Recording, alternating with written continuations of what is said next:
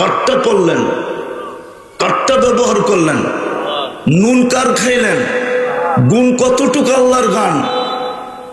ছোট একটা ইসরায়েল ৬০ লক্ষ লোক, আর মুসলমান দুনিয়াতে ২০০ কোটি। ৪টা মুসলিম দেশ যার টাকা দুনিয়ার সবচেয়ে বড় টাকা, কুয়েত, বাহরাইন, ওমান, ব্রুনাই।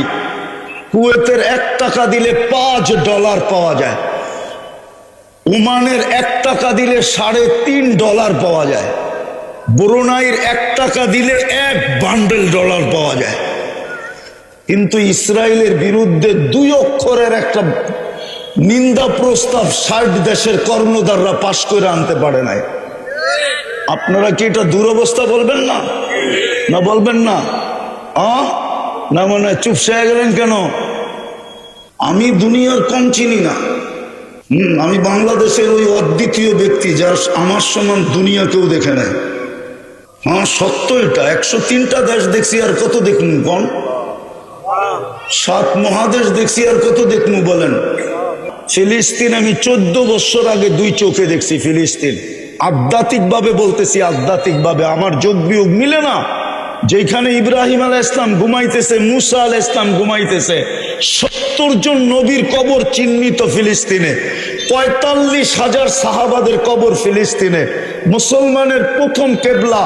কালকে রাত্র হইল মেরাজের রাত্র, আজকে আগের রাত্র, আগামী রাত্রই মেরাজের রাত্র। মেরাজের রাত্রে ১৬ লক্ষ নবীদের সম্মেলন ছিল বাইতুল মুকাদ্দাসে সশরীরে। আমাদের নবীজি ইমামতি করছেন, বয়ান করছেন, তারপরে আরশের দিকে টেকআপ করছেন। ওইটা মাটির সাথে মিশলো কি করে? আধ্যাত্মিক ভাবে আমাকে যুক্তি দিয়া বুঝান। মিশবে না তো মিশবে না কেন? কেন মিশবে না? ৯০% মানুষ নামাজ পড়ে না, মসজিদ খালি। আল্লাহ গড় দিল আর খালি পড়ে আছে। গড় দিল আপনার প্রস্তুতি নেওয়ার জন্য, নাইলে হাদিসে কেন আসবে? মসজিদে আসতে যাইতে যাকে বেশি দেখো ওর উপরে স্টিকার লাগায় দাও ইমানদার। কি হাদিস বলতেছি না ভুল বলতেছি?